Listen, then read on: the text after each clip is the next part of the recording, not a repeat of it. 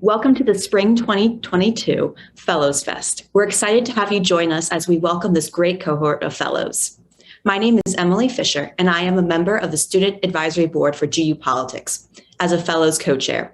The Fellows program is the flagship program of GU Politics and offers students a rare peek behind the curtain into the way DC actually works, brought to them by insiders actively in the arena of politics and media.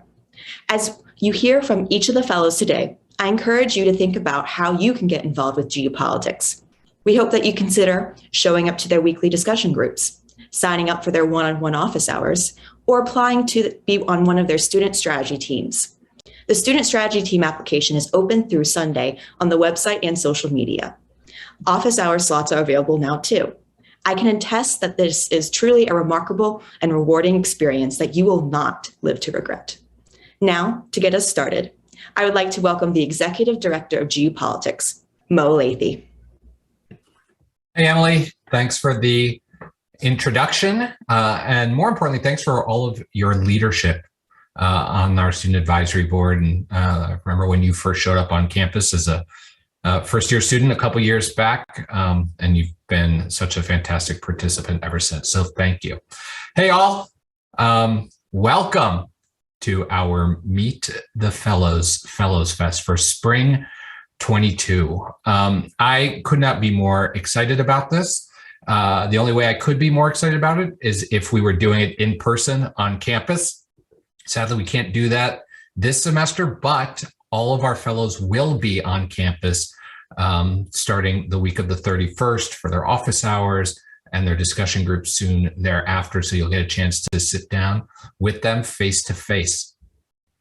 What we're going to do today is I'm going to introduce each of our 6 spring fellows, give them a chance to talk to you for a few minutes about who they are, why they're doing this fellowship, and what their weekly discussion groups are going to be about. And then over the course of the semester, you're going to get a chance to attend those discussion groups, sit down with them one-on-one, and really engage in conversation with them. Part of our mission is to pull back the curtain. These are the people who are behind the curtain. These are the people who are going to be your guides to Washington and guides to the political process. So I encourage you all to get involved. After they are done, each one of them does their little introduction. We're going to have a little bit of a chat about some key issues, but then we're going to open it up to all of you. Those of you that are in the Zoom, members of the Georgetown community, you'll see the little Q&A button at the bottom. You can start submitting your questions at any point during this program. Start populating it with your questions now. And then at about halfway through the program, I'm going to stop talking to them and you'll get a chance to talk to them. Someone from the team will let you know when your question was selected. And at that point, we're going to call you up on the screen so you can ask your question directly. So as we like to say, make sure you are camera ready at that point. And so without further ado, I am excited to welcome each of our Spring 22 GU Politics Fellows. And I'm going to introduce them one at a time so that they each can really talk with you. And I'm doing this in the order that they're showing up in my gallery screen. So even the fellows don't know what order they're going to be selected. First up, we believe that journalism is a form of public service. And so every semester we try to bring at least 1 or 2 journalists into this class. Daphne Lindser is one of the premier journalists out there who has a storied career working for the Associated Press, working for the Washington Post, and then working most recently, she just stepped down as the managing editor for politics at NBC News and MSNBC. She's no stranger to Georgetown campus. She, for those of you that were around in 2019, was instrumental in helping us pull off the presidential candidate climate forum that we did in partnership with MSNBC. And more importantly to me, she's a very good friend. So Daphne, welcome to GU Politics. Thank you so much. I'm really excited. It's going to be a great semester. I'm so glad that shortly we'll be on campus with everyone, and I'm very excited to get started. As Mo said, I've spent the last 7 years taking 2 networks through the last election cycles, which have been pretty big ones and important ones, and overseeing our coverage, our reporting and original reporting on the White House and Capitol Hill and investigative politics, which has been really exciting. My discussion group this semester is going to focus on trust in government. How is it eroding? How did we get here in recent years? And more importantly, what can we do to get it back? And I'm going to hopefully, together with folks, examine this through multiple different ways, looking at our elections, national security, misinformation, even our healthcare policies and abilities to kind of manage this pandemic, and then also the relationship between government and the press and government and social media, and how we got down this misinformation highway and how to get off it. So I hope you'll join us, me and all of my fellows. Thanks, Daphne. And tell everyone when your discussion groups are. Yes, please come. It's going to be Thursdays, 2 p.m. to 3:30. And for those of you that haven't attended them in the past, they are in the living room at the GU Politics offices and the basement of Healy. Thanks, Daphne. Excited to have you. So, if you follow politics at all, you are conditioned to believe that Democrats and Republicans hate each other. Right. I think most of y'all know that I'm a lifelong Democrat. I worked in Democratic politics for a couple of decades. But the dirty secret is we actually don't all hate each other. Many of us have friends who work on the other side, like people who work on the other side, and respect the hell out of people on the other side. There are very few people in this business I respect more than Kristen Soltis Anderson. I've known her for years. Kristen is one of the top Republican pollsters in the country. She is an analyst on television. And I say analyst because I actually mean it, right? She's a partisan, but she doesn't bring her partisan spin to the conversation. She reads the numbers and she tells you what people think. She's also the author of a fantastic book called The Selfie Voter, which takes a look at the millennial vote and what the Republican Party needs to do to turn things around. Been trying to get Kristen to campus for a long time. So thrilled we were able to make it happen this semester. Kristen, welcome. Thank you, Mo. I'm thrilled to be here. I'm very excited to be able to join you all on campus this semester. And I'm especially excited about the topic that I want to be talking about during my discussion groups. So to give you a little bit of background on me, I came to Washington, D.C. in the spring of 2005, shortly after George W. Bush had just been reelected. I wanted to be a press secretary or a communications director, but it turned out I was okay at math. Spreadsheets and PowerPoints didn't faze me. And that turns out to be a pretty good recipe for being a pollster. It was a job that I didn't know that much about beyond what I had seen on The West Wing or in the movie The American President. But I started off at a polling firm that summer, answering phones, updating spreadsheets. And since then, I've learned the trade and 7.5 years ago, started my own firm, Echelon Insights. So I've watched the polling world evolve a lot from 2005, when we were doing things mostly on landline phones, to today, when polling has its own set of challenges. But my discussion group's not just going to be a discussion of polling and how it works, though there will be some of that as a part of the conversation. But really, I still think back to when my ambition was to do communications and press. And in a way, I think that a good pollster shares a lot of qualities with a press secretary that's doing a good job. A press secretary takes what their principal believes and expresses that view as best as and as clearly as they can. And that's what my job as a pollster is to do, not for a particular principal, but for the American public. I'm supposed to look at data and say honestly what I think Americans are thinking. In a democracy, every 2 to 4 years, we have, or if you're in the Senate, 6, you are up for re-election, and that's when people get to make their voice heard. But polls are an interesting way that people can make their voice heard in the interim. So my discussion group is about polling, polarization, and listening in politics. And we're going to talk to folks about, what are the ways that, say, a member of Congress might take in polls, or what they're hearing in social media chatter, or what they're hearing at a town hall, or what they hear from lobbyists. How do they take all of those inputs and think them through clearly as they're making decisions about how to govern?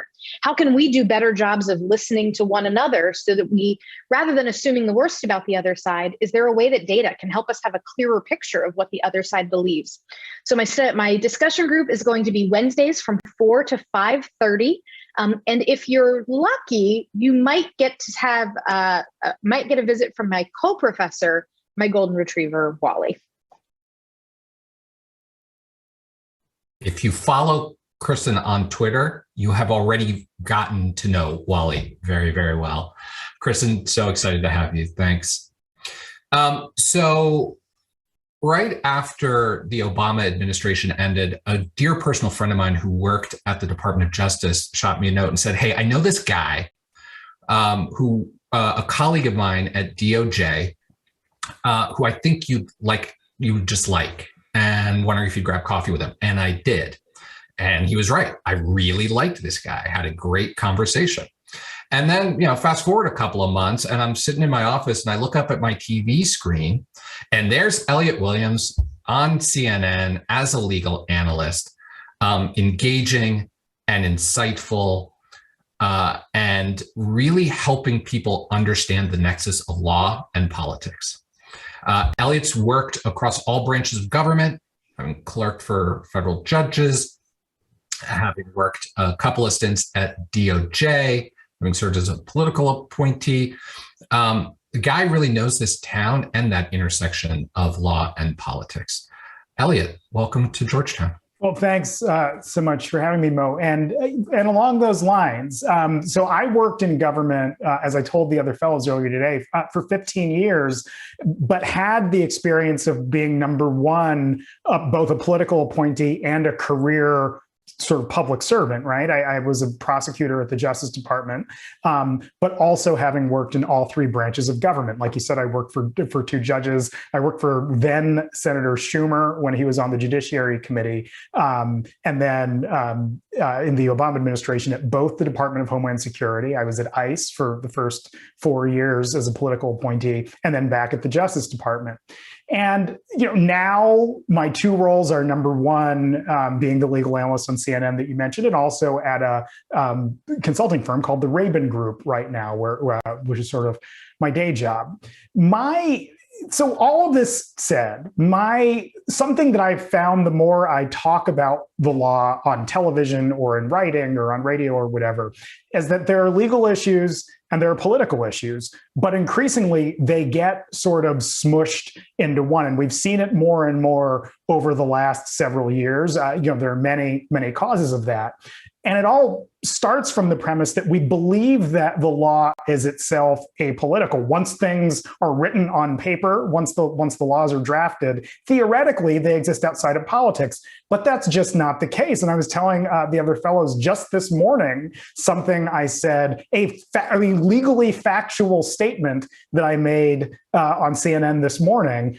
A bunch of people from the left sort of came at me about it and said, well, how can you say that? Well, because it's true, right? So what I did with my discussion group was break down 8 different stories that we've been talking about over the last several years. January 6th, impeachment, the Derek Chauvin trial, also Kyle Rittenhouse, which I think I'm going to add. And how do we talk about and think about legal issues in a political context? And where do we have to give up the fiction that law is itself apolitical, or just double down and just accept that it might not be? So it's a discussion of those issues. And a lot of this, quite frankly, stems from 4 years of Donald Trump as president, where, and I don't say that as a partisan point, but impeachment is itself both a legal and political matter, where partisan players on both sides have to be players in a legal process. So needless to say, lots to discuss there. And I look forward to meeting everybody and talking through some of it.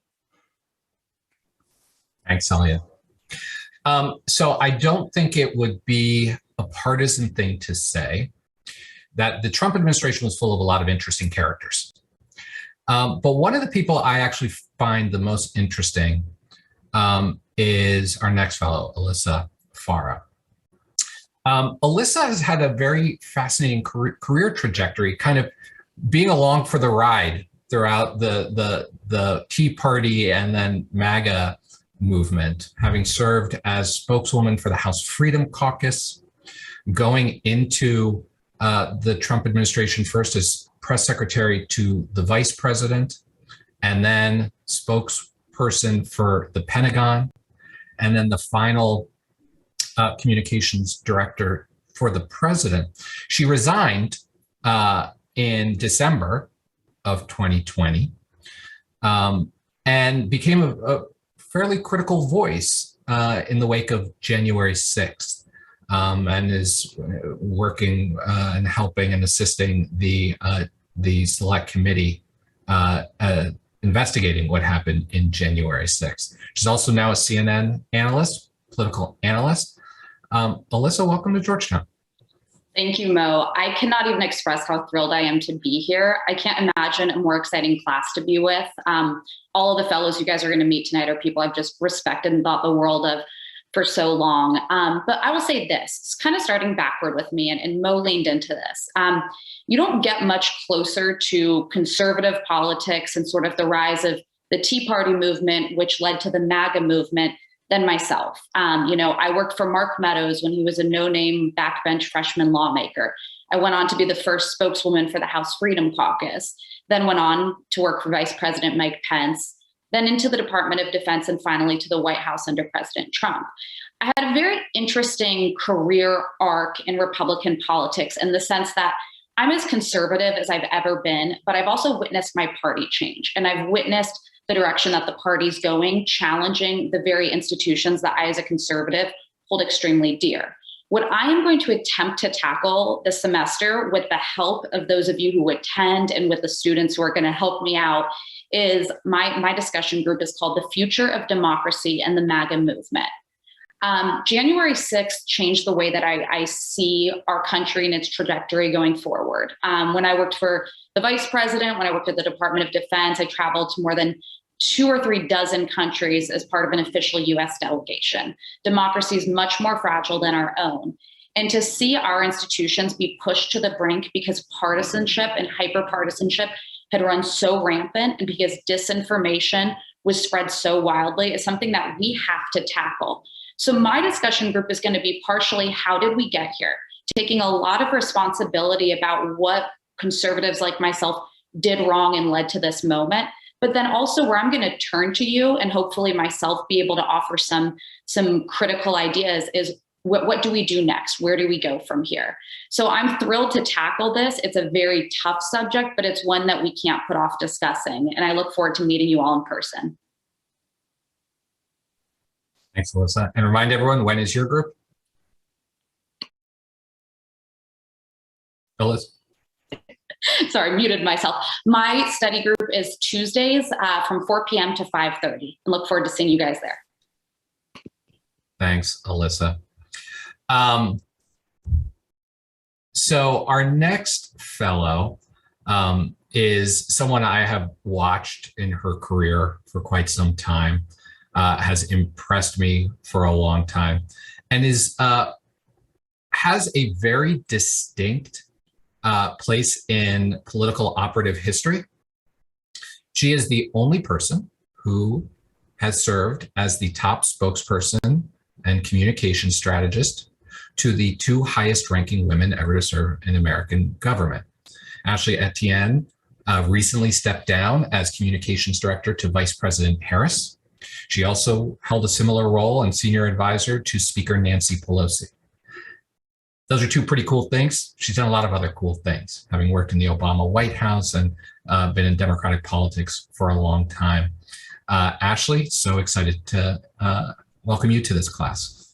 Thanks, Mo. I'm super excited to join this class of stellar, exceptional political types, journalists, a whole array of people that I'm very excited to join and really engage. So as you said, I mean, I've had this incredible career. I arrived in Washington with no relationships, just as a young person with a burning desire to make a mark on the place and on the business. And I can say after 20 years of serving as a political strategist, specializing in communications, I've done that, just to humbly say. As you mentioned, I worked, to the very top ends of Pennsylvania Avenue, serving as a senior advisor to, I would say, our nation's most transformative political figures, from Obama to Pelosi to Harris. It's just been an incredible ride. I've really been at the center of all the action. I'm the type that likes to run to the burning fire. And so I've run to a lot of burning fires and put a lot out. I'm proud to say that I helped elect the first Black president. We flipped Virginia, led the team to win the House back, and elected Speaker Pelosi as a speaker a second time. And then, capping off my political experience on the Hill, aside from going back to the White House a second time, was leading the war room to impeach President Trump, which was a historic effort. So that's been an incredible ride. And I'd like to, and I'm excited about taking all that I've learned and all of those experience to bring it to the students here at Georgetown and really examine the politics of power. My old boss used to always say to me all the time, like, you got to know your power, Ashley. Power isn't given. You got to go in and you got to take it and you got to fight for it. And I was always like, what does that actually mean? So that's what we'll examine, like how is power actually defined? And then how is it leveraged and strategically deployed to, from everything from changing the fate of our nation to disrupting the status quo to helping real people, voters across the country, actualize their will. So as I mentioned, I've had a front row seat to seeing my former bosses negotiate the politics of power, confront sexism, racism, ageism as being the first. And now I want to sort of take that and broaden it out and to look at others in the political arena and various industries and how they're exercising and utilizing their powers, from disruptors like the Tea Party to Little Nas X, and how voters who swung the 2020 election are now using their power or lack thereof to hold the White House accountable on everything from debt forgiveness to the George Floyd Justice and Policing bill. So we'll explore the efficacy of their approaches and really try to define what are the lessons learned about how people can utilize their power to gain political, economic, and individual power, but also to use it as a source of inspiration for the students here at Georgetown who want to figure out, like as I was as a young person on Capitol Hill, what is my power, and then how do I utilize it to affect the world around me? So that's what we'll be doing, and I'm excited about it and hope you'll join me. And when can they join you? So it's Wednesdays from 2 to 3:30. High-packed, wonderful conversations. So looking forward to it. Awesome. Thank you, Ashley. Thank you.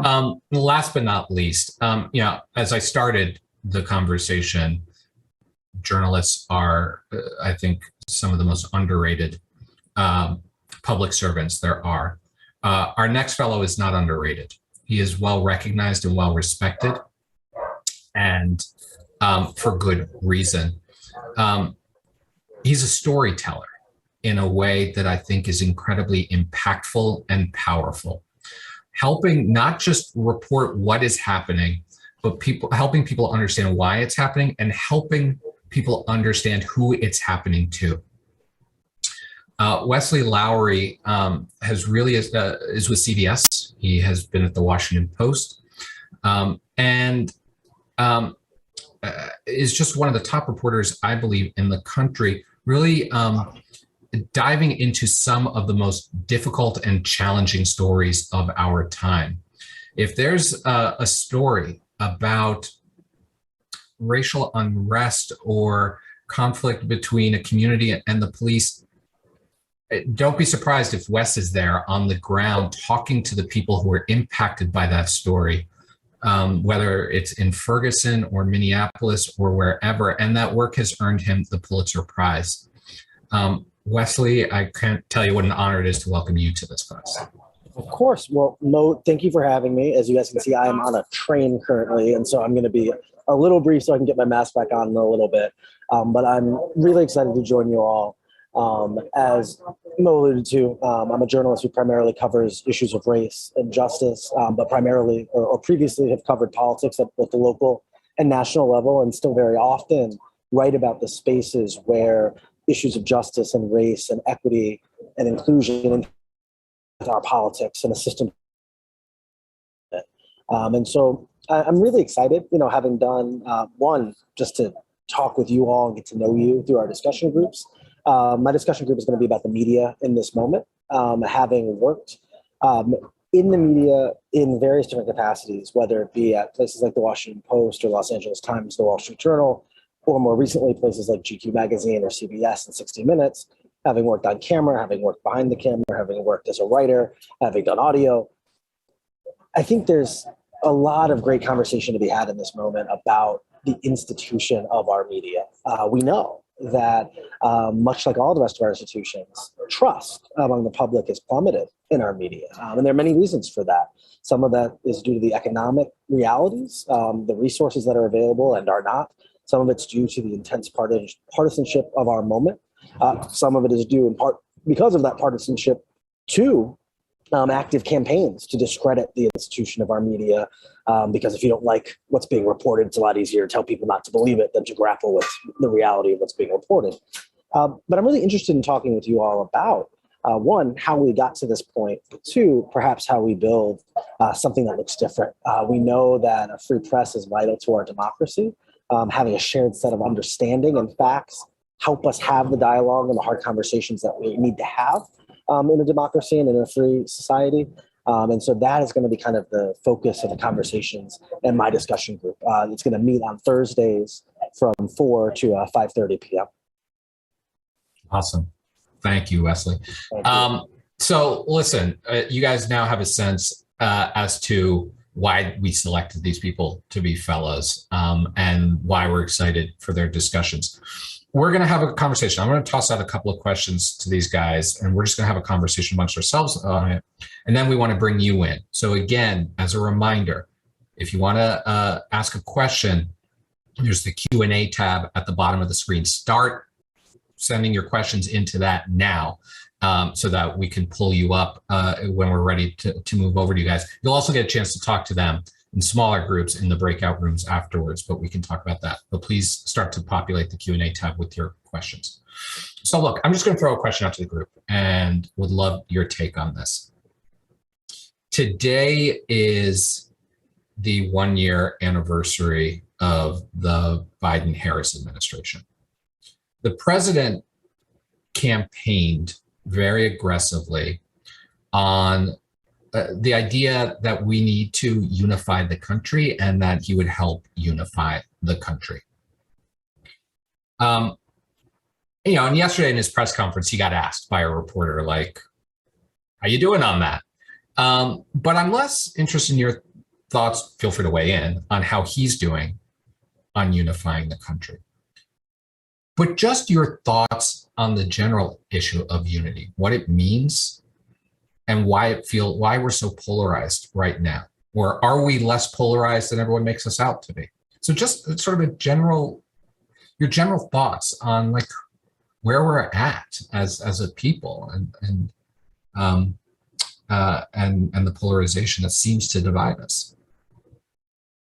So Mo, I'll jump in first. Good. I'll set the scene from a polling perspective. So look, I think that if you live in a democracy, disagreement is not a bad thing. And there's a lot of research that shows that even if you have a public that's very divided on big questions, that's okay. It's fine for us to all not agree on everything, as long as the disagreement is productive. And the thing that's most challenging right now in American politics is it's not ideological polarization. It's not that conservatives are all way, way, way over on the right and liberals are all way, way over on the left and no one's in the middle. There are lots of Americans in the middle who hold, heterodox views. They take a little of column A and a little of column B, and it's great. The problem is affective polarization is the technical term for it, which basically means how much do you dislike the other side at a personal level compared to your own. So the problem isn't that we disagree with one another in big ways on things like debt or spending or what the role of government should be or culture or what have you. The problem is that increasingly we view the other side not just as wrong, but as a grave threat. And the people on the other side, we don't just view them as wrong, but we view them through a very negative kind of personal animosity type lens. And that's what makes me so concerned, because it's not just if you bring people together to talk about issues, they'll all agree. But if it's at this more personal level, that's why I think it is so important for leaders to step up and to try to create an environment where that's not encouraged. Because again, it's not just about people disagreeing on ideas, which would be fine in a democracy. It's people disagreeing over whether they can even like each other or live with each other. I mean, Ashley and Alyssa, I'd be curious in your takes on this. Having worked for the last two, the current and the previous administrations, right? It seems to me that a lot of people who work in politics, that there's big tension about how much we should be reaching across the aisle versus, how much we should take care of our own, right? Like, we got the votes, we should flex our muscle now. And, elections have consequences, as President Obama used to famously say, right? Like this notion of the importance of finding common ground. I'll jump in because I think Ashley's going to have a strong rebuttal to me.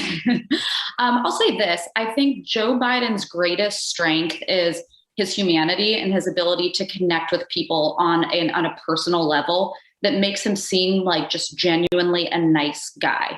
So this kind of came across yesterday when he did this marathon press conference. He got comfortable with it. He wanted to be talking to people. He said, he wanted to be back out in the Black community, meeting with people one-on-one.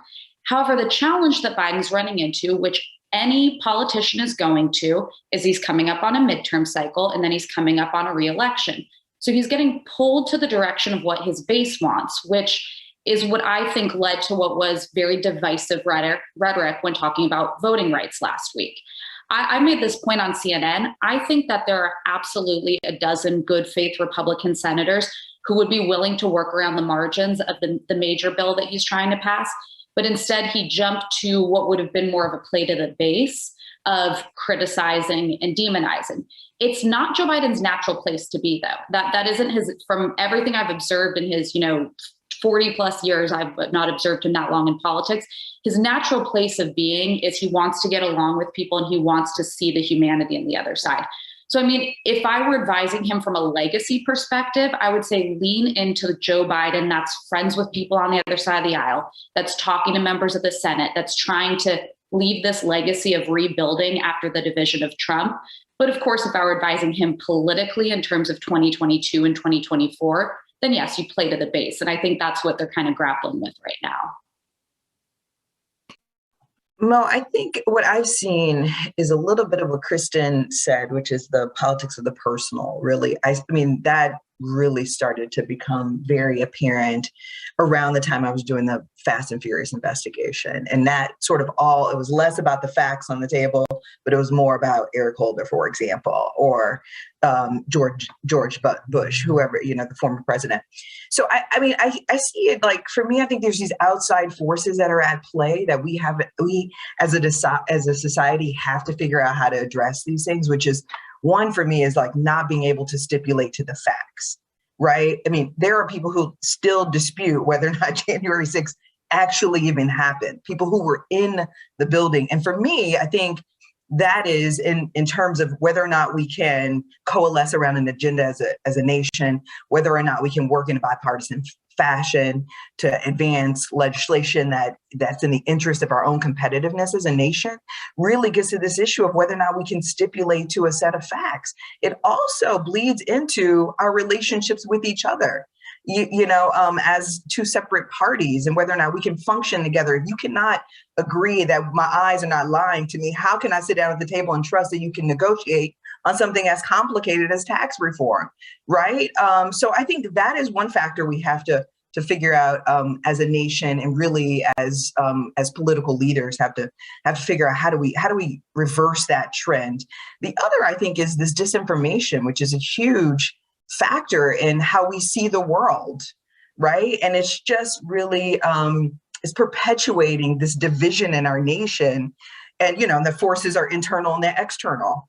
And I think that is a major factor that we have to, I hope, I think Wes may look into it, but and Alyssa will too. I mean, some other fellows look into this issue of disinformation and how it's really affecting our ability as a society to advance, to agree, to find commonality, to find common ground.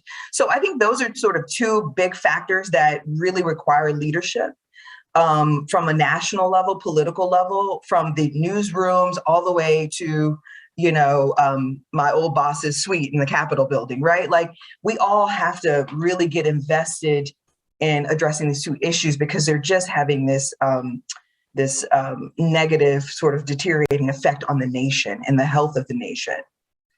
Hey, Mo, if I can add one more point to that. I don't know if this is the chicken or the egg, but the manner in which people consume information now actually compounds division in a really profound way. So just in the last couple of days, the media bias index came out. Now, again, I'm not owning or adopting anything in it because, it's a private media watchdog, the Ad Fontes Media, that puts it out. But it's really fascinating looking at how they map out different media organizations. And again, not accepting any of the findings in it, right? Whether CNN is actually more liberal than PBS or whatever. But the simple fact is, one can live their entire existence only gathering information from, for instance, the Federalist, Fox News, or the Dan Bongino show, or Wonket or Salon.com or whatever on the other side. And you can, through Facebook or Twitter or whatever, self-select one's own media sources.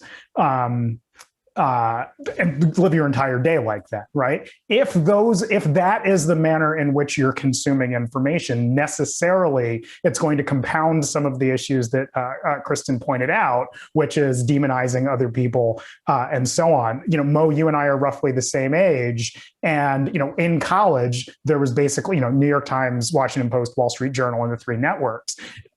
We can debate whether the appropriateness of their coverage of any given issue, but at the end of the day, people were all consuming their information or their news from the same general sources. And you didn't have the choice to only go to Twitter to hear your uncle's take on Joe Biden, and that's it. And when you think about that across every manner of your existence, necessarily people are going to end up more siloed. So again, chicken or egg, it could be the cause or the result, but it's certainly not helping.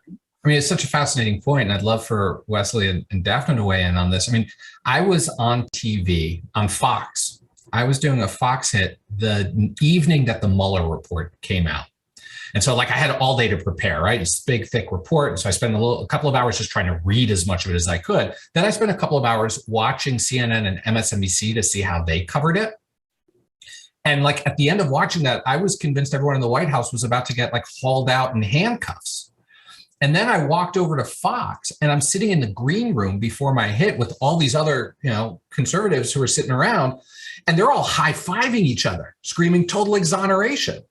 And it was as if they were just living in two completely alternate universes, when the media is as polarizing and polarized as our politics. We'd love, Wesley and Daphne, for you guys to kind of weigh in. Sure. I can start about it. And I wanted to add something too to Kristen's good overview that I think everyone else then touched on a little bit, which is one of the other things, in addition, I think, to the personal, has just become the fact that one of the biggest sort of points of disagreement that is emerging now is just about what is democracy? What is our democracy, and what does it look like? And what are the values, and what are the things that we are all kind of fighting for? And I think that has been a real source of conflict, and growing conflict, that all of us, I think, in our discussions are gonna touch on. I would encourage people, and this is somebody who came out of both network and cable, but had a background in very traditional media, exactly the kind of work that Elliott was talking about as somebody who worked, as a foreign correspondent at the Associated Press and then at the Washington Post, and then at NBC and MSNBC, that there is a world beyond cable news in terms of where you're going to get the perspective of a report like the Mueller report. And Mo's framing, I think, is really important because that shows you both what that kind of analysis and opinion looks like in that fast moving sense. But I think if you gave everyone a beat to kind of read the report themselves or read sort of traditional coverage, they would get a more grounded perspective. I think one of my sort of biggest things that I try to encourage people to do as media consumers is to have like a well-balanced diet. Don't just stick to one channel or one outlet. If you really care about a topic, try to find all the different kinds of points of view. And I actually think if I could try to say something a little bit positive in this sphere, is that there's actually more places than ever to get very interesting perspectives that traditional media also didn't offer for many years. And being able to see stories through the eyes of different people who aren't like you, is easier now than I think it's ever been. That's a positive for me in kind of the environment we're in.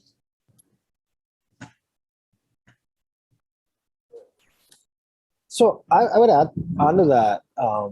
I think it's really interesting. I think these questions are so important, and I would complicate the framing a little bit of how we're thinking about this. And the reason I would say that is I think that very often when we attempt to grapple with questions of our current moment, we're best informed by looking backwards, because almost everything we think is new is not new. Our country, like most countries, is just the same story on repeat over and over and over again. And so we exist in a moment of political polarization within the press. That is not an exception. That is, in fact, what the American press has been for the vast majority of its history. But for a long time, American press was the literal newspapers, and you would have 7 newspapers in the town. 3 of them would be Republican, 4 of them would be Democrat. Maybe the communists would get one. Perhaps the black people get a paper too, right? And so the idea of having an explicitly partisan press has in fact been the vast majority of our American history.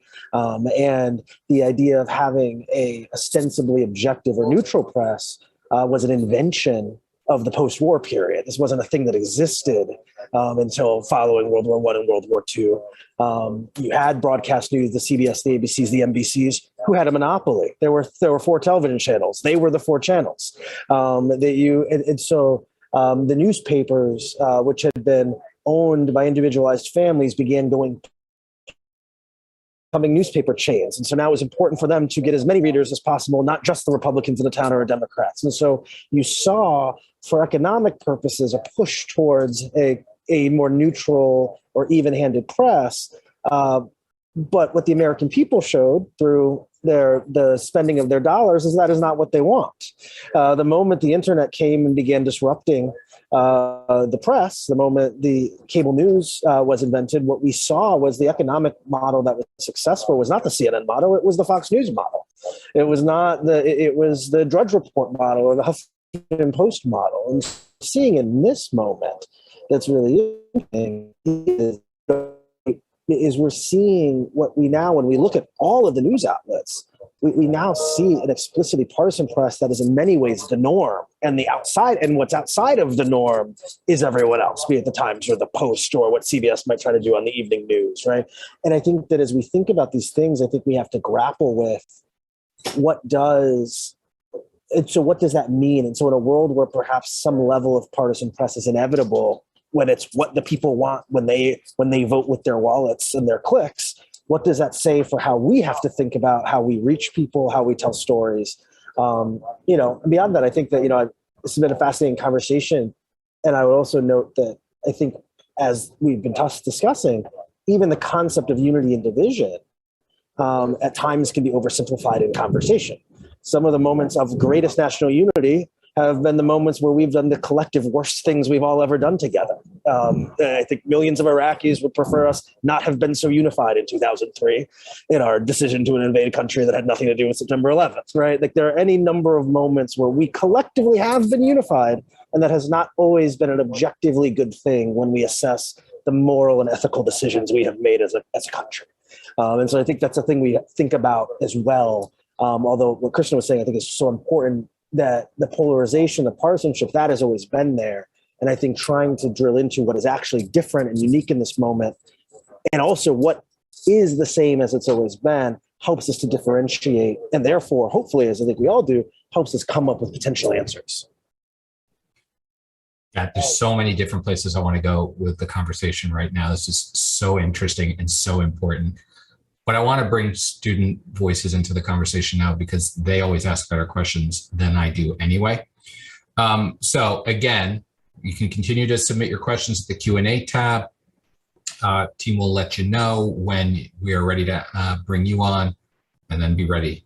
So with that, our first question comes from Mia.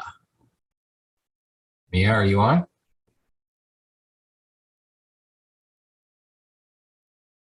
Team, I don't see her.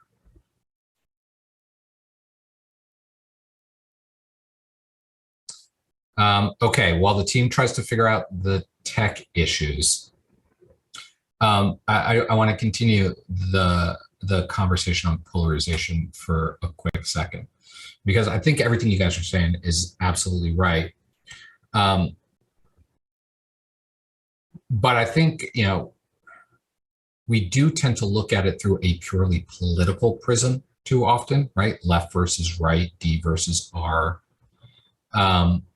And I actually think that it is so much deeper right now, right? And for a lot of the country, they would say, yeah, this isn't new, right? Like, we've always been screwed, whether, the Black community in an urban community, or people who live in rural Appalachia, who feel like they've been overshadowed and ignored by the coastal elites, right?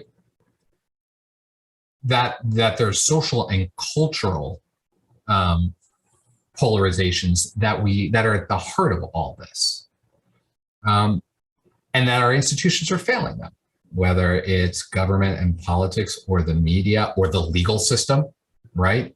That people just aren't looking out for them. So I'm going to feel free to weave that sort of thought into some of your answers. I'm going to bring on the next student, though, to ask their question. Maybe there's a way to address all of this. Joe, tell us who you are, where you come from, your school and year, and then go ahead and ask your question. Hi, guys. I'm Joe. Great to meet you guys. Looking forward to a fantastic semester. I'm a freshman in the School of Foreign Service, and I hail from the suburbs of the United States' greatest city, the city of brotherly love, Philadelphia, Pennsylvania. And my question is to you guys, what do you think the greatest accomplishment or thing that the Biden-Harris administration has done so far? Because obviously they've had a lot of challenges, but what would you say the strongest point for the administration has been?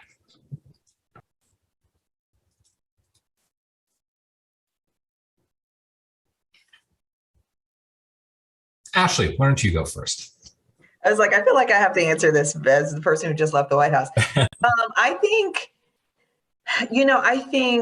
the greatest accomplishment was the speed at which we responded to COVID and to the immediate crises that the nation was facing. The passage of ARP was a huge infusion of capital into communities, into people's back pockets, into building an infrastructure where people in rural America, urban America could get access to a vaccine that they didn't have before the president took over. So I think for me, that is probably, someone who was stuck in her house for a whole year with the rest of the country. I think that was the sort of the biggest impact that the administration has had, is the immediate infusion of capital and getting and creating some infrastructure around vaccinations. I mean, you have to remember, before Biden took over, there was no coordination. You had governors like his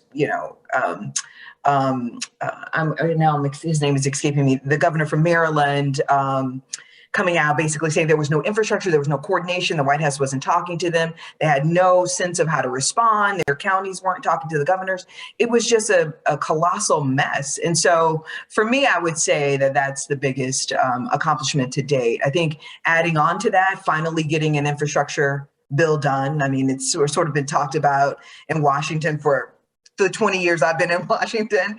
Everybody has hoped to pass an infrastructure bill. So to finally pass an infrastructure bill, I think is a really big deal. So those would be sort of the two things I would say, even addressing the immediate crises facing the nation, and then finally getting an infrastructure bill done, which is really going to help sustain us over the next 10, 15, 20 years.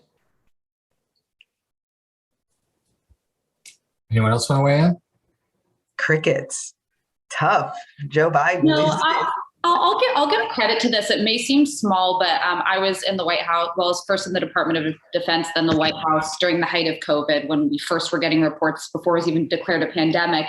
And then going over, I mean, we didn't have basic things. So like swabs and reagents for antigen tests. So honestly, I'll give huge credit to the Biden administration. Yesterday, I went on the covidtest.gov site, ordered my test. That was the idea of doing that was unbelievable to me 1 year ago. So, hey, I will take small victories. I've got plenty of criticisms, but that is a huge step in the right direction. We need more clear messaging on COVID, but there's no easy way to deal with a pandemic. So I give kudos to them for that. All right, thanks. And thank you for the question. All right, we're getting close to the end, so I want to try to squeeze in a couple more. Let's go to Matthew next. Matthew, introduce yourself. My name is Matthew Henry. I'm a current Master's in Management student at the McDonough School of Business. My question is it advantageous for the next Republican presidential candidate to reintroduce Donald Trump's policies and rhetoric, or should they deviate from Trump and launch a new platform? Well, I've got thoughts, but don't want to monopolize. I'll go real quick. I'm sure Kristen's got excellent thoughts on this. Great question. It's my strong opinion that you can take some of Trump. I mean, he animated 70 million voters. That's not something you can scoff at, and look at some of the economic policies that I think created what was a thriving economy until the time that COVID hit. But there are aspects of it that have to be rejected. There's a reason that we bled white. We actually bled most major people groups. Let's say college educated voters. We lost suburban women. We lost senior citizens. That is a direct result of policies that weren't meeting people where they needed to be. So I think that's a big question to bite off. But I don't think you could run nationally and get elected again purely on what Donald Trump ran on in 2020. That said, I think he'll be the nominee. But I also think that you can't dismiss everything that he accomplished because that did animate a significant number of voters. So my take on this is that the Republican Party, if the Republican Party is about Trump, if Trump is the core animating force, then that really limits the ability of the party to have any broader appeal. At the same time, if the party says we are not about Trump and we are actively disavowing him and we don't like him and we're making a clean break. The problem is that mathematically, he really did bring a lot of people into the political process who had been very disconnected from it previously, who are now a big and essential piece of the Republican base. So the question is, if the Republican Party gets caught in an are we for or against Trump battle, then either way you go, you're losing a piece that's necessary for the party to have a majority. Can I say one thing as well? If I read behind the question, what I think is behind the question, it's not a question about Donald Trump's policies. It's a question about the rhetoric and the behavior. And I say this because a lot of the things, and this is some of what Alyssa talked about, a lot of the policies put in place by Donald Trump would have been put in place by most mainstream Republicans. Republican presidents, case in point, judicial nominations and the Supreme Court. You can't tell me that Kavanaugh and Amy Coney Barrett and Neil Gorsuch would not have been at the top of the nominations list of pretty much most Republicans, were there to be three vacancies at the time during the during the course of the president's term. The idea that Trump was somehow an outlier on certainly that lasting legacy, I think isn't entirely accurate. So maybe it's a question about ought the next Republican nominee to replicate the bombast and the misbehavior and the misdeeds of former President Trump. And frankly, I think there's a pretty clear answer on that. But that's for Republican primary voters to decide, number one, who they want to be their standard bearer, and number two, which direction they wish to go. All right, thanks for the question. We're going to squeeze one more in, but never fear. If your question wasn't picked, you still get a chance to talk with them in the breakout rooms. We'll come back and talk about that. Apologies if I mispronounced your name, Redhea. It's Radea, but you can call me Rad. It's nice to meet you all, and Elliott, it's nice to see you again. I got the chance to interact with Elliott during my time as an intern at Raven. My question is, what is the best advice you would give to us young people who are getting involved in the political process for the first time? It's a great question. Who wants to take it first? Daphne, you want to kick us off? Sure. Advice. My advice is don't do anything that doesn't feel right. Tell the truth, stick to your values, and be really clear and honest with the people that you are working for, and the team that you're working for. And if you are working for a candidate as opposed to a party, really, really do everything you can to understand who that person is and what that person would do if successful for their fellow citizens. I think that going into politics, as Mo said, of all of us, of journalists too, is a great public service. I wish everyone would be hungry like you if you're thinking for yourself, because it's an incredible experience in life. My advice is just to be completely true to yourself and don't do things that don't feel right.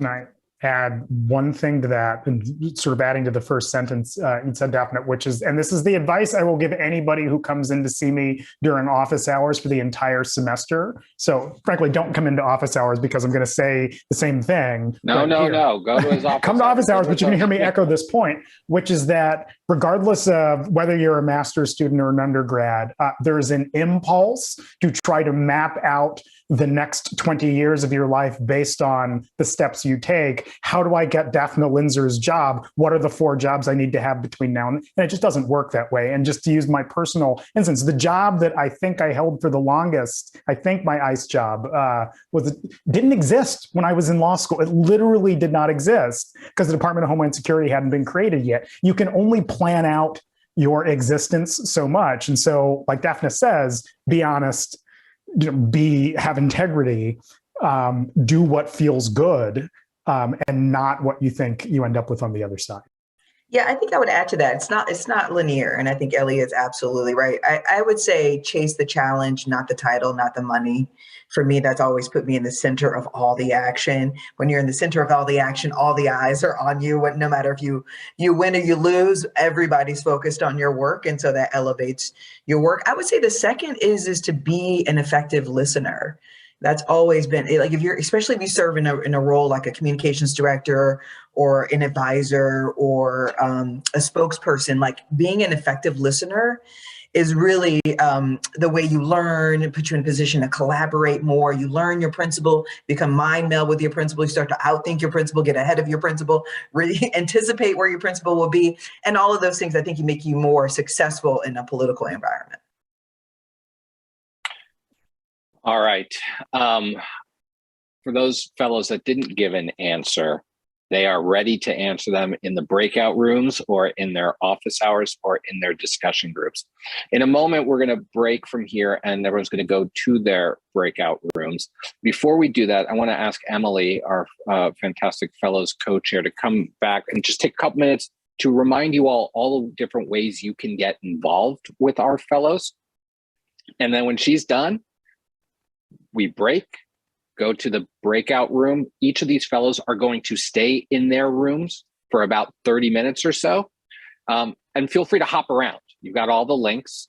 Should also have been in the email and it will also be in the chats of the breakout rooms. Feel free to hop around. If you're interested in applying for a student strategy team, which Emily's going to talk to you about, like this is a good chance to sort of kick the tires and get a look under the hood, and see how you feel about each of these fellows. They're here auditioning for you. So I hope you'll take the advantage. Thanks to all the fellows for the conversation. Look forward to continuing it. Emily, bring us home. Thank you, Mo. Thank you all for such a great conversation. We are all really excited about the semester's class of fellows and really hope that you are too. We hope that you'll consider applying to be on a student strategy team where you can work alongside one of these fellows as they engage with Hoyas on campus. Again, that application is found through emails on Geopolitics website and through links shared by their social media.